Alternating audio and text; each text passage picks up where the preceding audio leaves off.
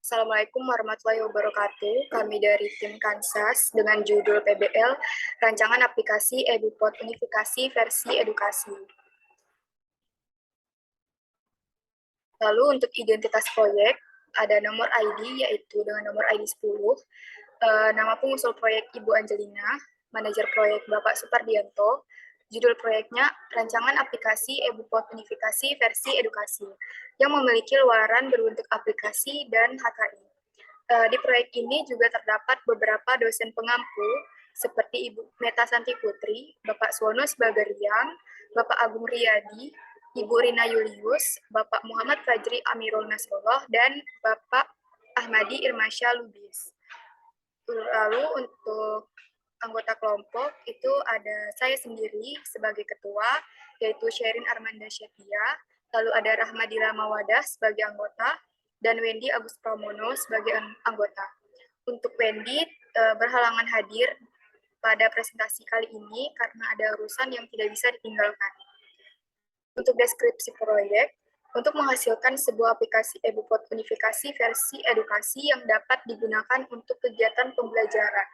Adanya transformasi digital perbajakan menimbulkan kesulitannya mahasiswa untuk mengerjakan praktikum EduPod, karena aplikasi EduPod yang ada hanya bisa digunakan oleh wajib pajak untuk melakukan pemotongan dan pelaporan pajak secara real, sedangkan untuk kebutuhan pembelajaran atau edukasi belum difasilitasi, sehingga aplikasi EduPod Unifikasi ini nantinya akan dirancang menyerupai aplikasi EduPod dari DJP atau AJP DJP yang nantinya bisa digunakan untuk kebutuhan edukasi. Lalu untuk persentase penyelesaian proyek di tahap perencanaan itu sudah 80%, di tahap analisis dan desain juga sudah 80%, lalu untuk tahap implementasi baru 40%. Lalu untuk pencapaian proyek akan dijelaskan oleh rekan saya, yaitu Rahmadila. Kepada Rahmadila. Dalam pencapaian proyek ada use case. Kami memiliki satu aktor yaitu user melakukan login, melakukan registrasi akun, melakukan set penanda tangan, membuat bukti potong, mengupload bukti potong, membuat SPT, dan mengirimkan SPT. Next. Berikut merupakan IRD aplikasi kami. Terdapat beberapa entitas, diantaranya yaitu user, rekam PPAS tersendiri, daftar PPAS tersendiri, rekam penanda tangan, dan lain-lainnya. Berikut merupakan skema relasi aplikasi kami. Terdapat beberapa tabel yang berelasi dengan tabel lainnya, seperti rekam penanda tangan berelasi dengan daftar penanda tangan. Kemudian ada import data PPH yang berelasi dengan daftar dokumen impor. Kemudian ada kelas diagram, terdapat beberapa kelas seperti daftar PPH non-resident yang berelasi dengan WP dipotong, penghasilan dipotong, dan daftar dokumen. Next. Selanjutnya akan dijelaskan oleh Sherin. Baik, untuk perancangan antarmuka, berikut merupakan desain UI dari aplikasi kami.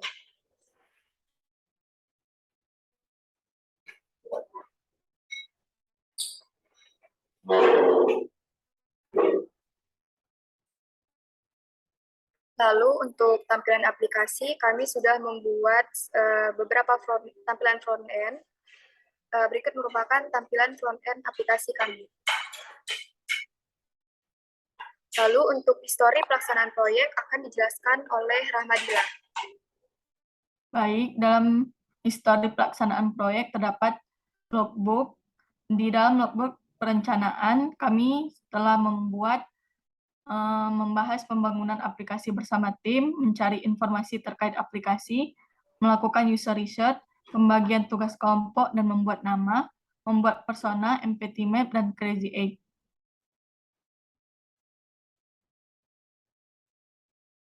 Di dalam tahap analisis, kami melakukan analisis kebutuhan produk, membuat kebutuhan fungsional, membuat kebutuhan non-fungsional, membuat use case diagram, membuat diagram arsitektur, membuat diagram blok, mengidentifikasi fitur-fitur, dan membuat arsip Figma.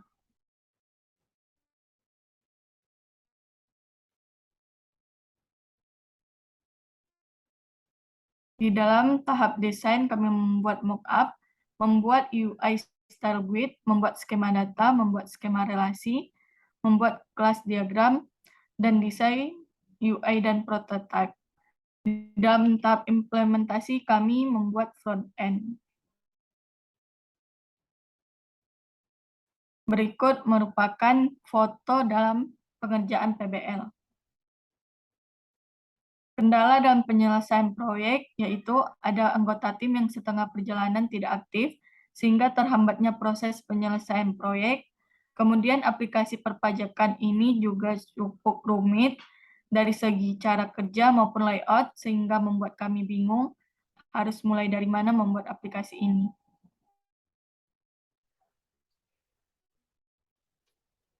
Lalu untuk pembagian kerja kelompok, untuk sharing, yaitu saya sendiri, sudah melakukan user research, membuat questionnaire, membuat empathy map, persona dan crazy egg, membuat laporan logbook, membuat dokumen SRS, membuat use case, menganalisis kebutuhan fungsional dan non-fungsional, membuat mockup, dan membuat front-end.